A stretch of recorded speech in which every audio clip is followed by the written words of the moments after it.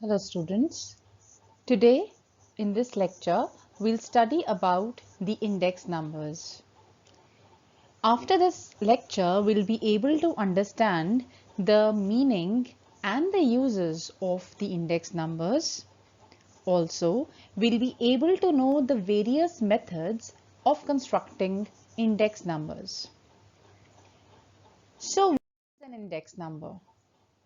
It is a statistical measure designed to show changes in a variable or a group of related variables with respect to time, geographical location, or any other characteristic such as income, profession, age, right? Now, these changes may pertain to a price of commodity or group of commodities, the physical quantity of a product or group of products, or any other characteristic that we discussed right now, such as income or age. So, an index number measures the relative change in price, quantity, value, or any other item of interest from one period to another period, right? A simple index number measures the relative change in one or more than one variable. So, we can say that index numbers, they have become indispensable, very important for analyzing economic and business conditions. And we can say that index numbers, they are described as barometers of economic activity. We calculate the index number by finding the ratio of the current value to the base value. So, according to Ronald, index numbers are quantitative measures of growth of prices, production, inventory, and other quantities of economic interest. According to L.I. Kaplan, an index number is a statistical measure of fluctuations in a variable arranged in the form of a series and using a base period for making comparisons. So if we talk about the uses of index numbers, the index numbers are rightly said to be the economic barometers. They are rightly termed as economic barometers because they measure the pressure of economic and business behavior. They are indispensable for any organization in framing suitable policies and formulation of executive decisions. For example, if we see that index numbers which reflect the general price level and in particular the consumer price index numbers are useful in determining the quantum of additional wages or DA, DNS allowances to compensate for the change in the cost of living. The second use of the index numbers is that the index numbers are used in forecasting the future trend. They reveal trends and tendencies. So they can be used for forecasting future trend of a phenomenon under consideration. For example, say index numbers of unemployment which reflect the trend of unemployment are useful in determining factors leading to unemployment and in forecasting future trends. The third use of index numbers is that index numbers are used to calculate the real wages from the nominal wages so as to allow for the changes in the price level.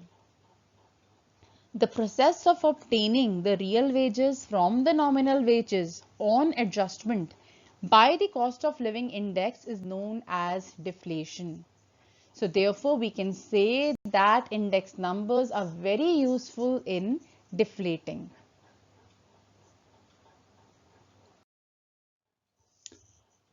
Now, a large number of formulae have been devised for constructing the index numbers. The various methods of constructing the index numbers can broadly be divided into two classes, into two categories: simple or unweighted method, weighted method, right? So we'll start today with the weighted index numbers. Now these are those index numbers in which rational weights are assigned to various chains in an explicit fashion. So this method is based on the simple philosophy that each item in the group should be weighted according to its importance. Right? Now, a large number of formulae for constructing index numbers have been devised by using different types of weights. Now, we have few methods, very important formulae. The first one is Daubish and Bowley's method. Second, the Fisher's ideal method. The next one is Marshall-Edgeworth method. Then we have Laspaire's method, Pache method, and Kelly's price index method. To start with, the first very important weighted aggregate method of index number is the Laspaire's method. Now, Laspaire's price index is a weighted aggregate price index in which base period quantities are taken as weights, right? So that means base period quantities. Base period means Q0, right? So if we talk about the base period prices means P0. Base period quantity means Q0. And if we talk about the current year prices means P1. Current year quantities means Q1. So therefore, if we see the formula here, you can see the formula P01, that means the Laspaire's index number is equal to summation of P1 Q0 upon summation of P0 Q0 into 100. Now this formula was actually devised by French economist E. Laspaire in the year 1871. The next very important formula for the weighted aggregate method of index number is Pache's method. Now in Pache's price index method, we take the current period quantities as weights. Now you can see the first method that we discussed right now, the Laspaire's method. Here we have taken the base year quantities. But in Pache's method, that is the second method, we have taken the current year quantities, right? So we can say that P01, that means according to the Pache's method, the formula for index number will be summation of P1 Q1 upon summation of P0 Q1 into 100, right? Now this formula was actually devised by German statistician Pache in 1874. So if we talk about the difference between Laspaire's method and the Pache's method, in Laspaire's method we take into consideration the base year quantities, whereas in Pache's method we take into consideration the current year quantities, right? So this is the comparison between the two methods. Then we have the third method is Daubish and Bowley's method.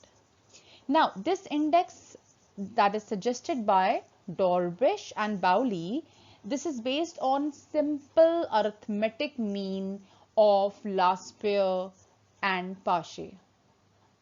You can see the formula. If we talk about what is Laspeyres formula, Laspeyres formula, we take into consideration the base year quantity, and in case of the Pache's method, we have taken the current year quantities. So we can simply say that Dobish and Bowley's method is simply the simple arithmetic mean of Laspeyres price index and Pache's price index. So thus we can have the formula. One more formula we can have.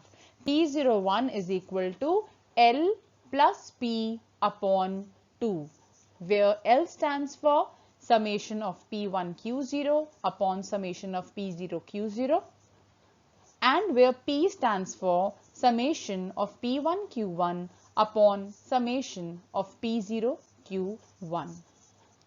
Right? So we can say that Dobish and Bowley's price index method is based on the simple arithmetic mean of Laspeyres price index and the Pache's price index. Now the next very important price index method is that of Fisher's index. This index is suggested by Professor Irving Fisher. This was given by Professor Irving Fisher. Here, Fisher's index number is obtained by taking the geometric mean of Laspeyres price index and Pache's price index. So, we are taking the geometric mean of the Laspeyres and Pache's index numbers. To reiterate, Dobish and Bowley's method is the simple arithmetic mean of Laspeyres price index and Pache's price index, that is equal to L plus P upon 2. Whereas if we talk about the Fisher's price index is obtained by taking the GM, that is the geometric mean of Laspeyres price index and Pache's price index. Right? Now, why Fisher's price index is also known as ideal index? It is known as ideal index because it is based on GM, that is the geometric mean, which is considered to be the best average for constructing index numbers.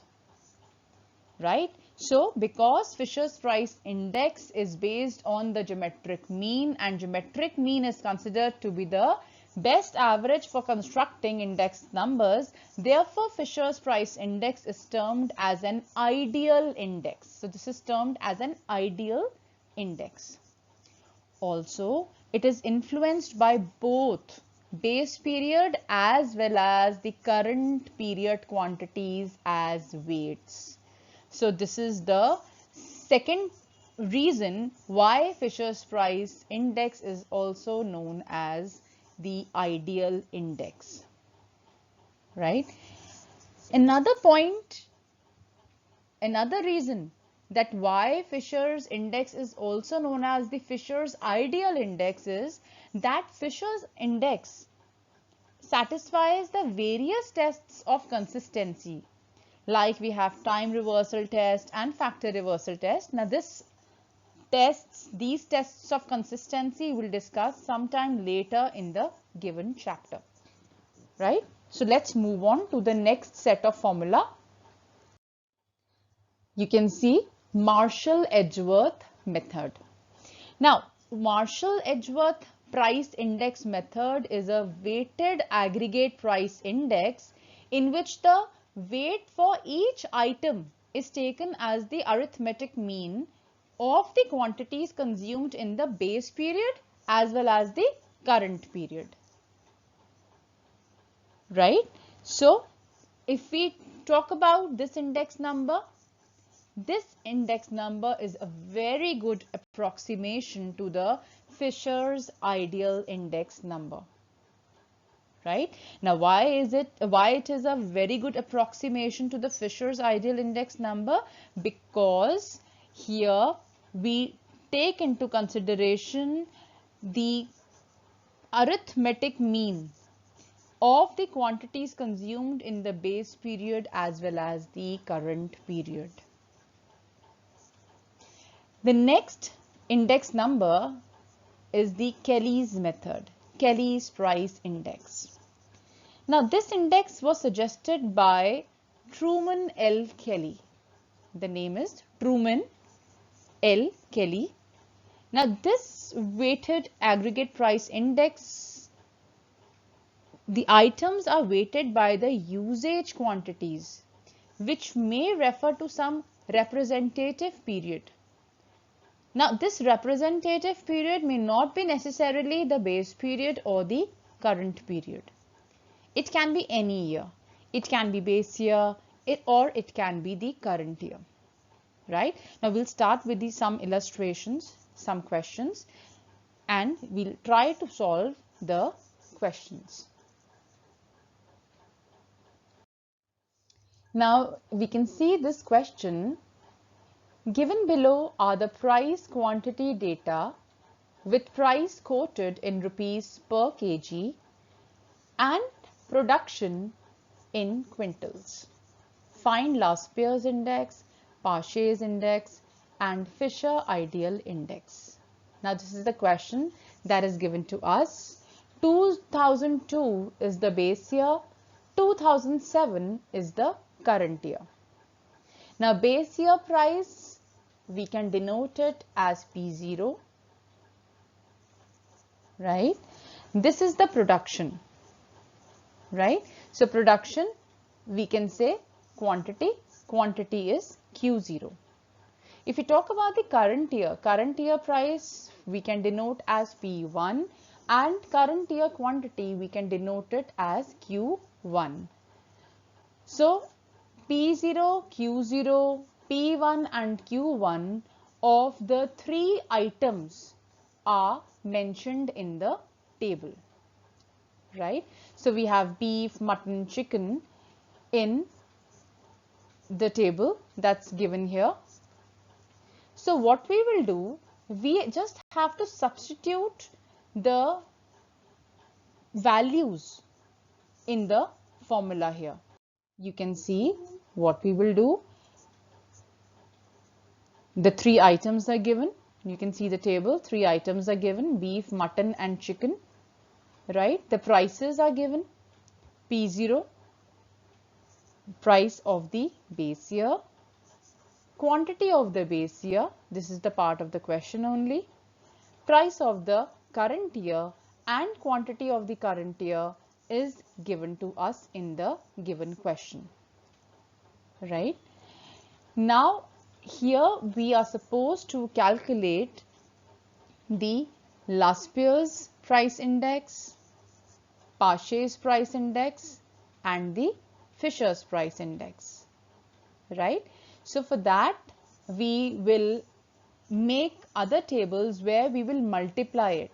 Like here, for example, we can see we need to have P1 Q0, right? So, you will multiply the second and third column. P0 Q0, we will multiply the second and the third column, right? Likewise, we will have the columns for P1 Q0, P0 Q0, P1 Q1 and P0 Q1. After multiplying the current year price with the base year quantity, base year price with the base year quantity, current year price with the current year quantity and base year price with the current year quantity, we will find out the summation of each. So, we can see here, how did we get P1 Q0? 20 into 500 is equal to 10,000. 23 into 590 is equal to 13,570. 24 into 450 is equal to 10,800. Likewise, you can see P0, Q0, 500 into 15 is equal to 7,500. 590 into 18 is equal to 10,620. 450 into 22 is equal to 9,900. Let's see the column of P1, Q1. 600 into 20 is equal to 12,000. 640 into 23 is equal to 14,720. 500 into 24 is equal to 12,000. P0, Q1. 15 into 600 is equal to 9,000. 18 into 640 is equal to 11,520. 500 into 22 is equal to 11,000. So we can find out the summation of each. Summation of P1, Q0 will be 34,370. Summation of P0, Q0 will be 28,020. Summation of P1, Q1 will be 38,720. And summation of P0, Q1 will be 31,520. So first price index number that we are supposed to calculate here is last year's index. I told you that in the last year's price index method, we use the base year quantities. So summation of P1, Q0 we have found out, and summation of P0, Q0 again we have found out, right? So just substitute the formula, substitute the figure, substitute the summations in the formula, and you will get the answer. Similarly, Paasche index, we take into consideration the current year quantities. You can see the summation of P1, Q1 is 38,720. You can check the table. And then summation of P0, Q1 is 31,520. Just substitute these values in the formula. In 200, we'll get the Paasche index price index number, that is 122.84. Come to the Fisher's index method. Fisher's index method, here P01 is equal to under root L into P into 100, right? Where L stands for L means last year's price index. So L stands for summation of P1, Q0 upon summation of P0, Q0. And P stands for summation of P1, Q1 upon summation of P0, Q1. So you can write down the formula, multiply it with 100, substitute the values. So we can see in the table, summation of P1, Q0 is 34,370. Summation of P0, Q0 is 28,020. Summation of P1, Q1 is 38,720. Summation of P0, Q1 is 31,520. Multiply it with 100, you will get the Fisher's ideal index number. Right? Now, there are few more questions related to the index numbers that we will discuss in the next class. Right? Thank you everyone. Have a nice day.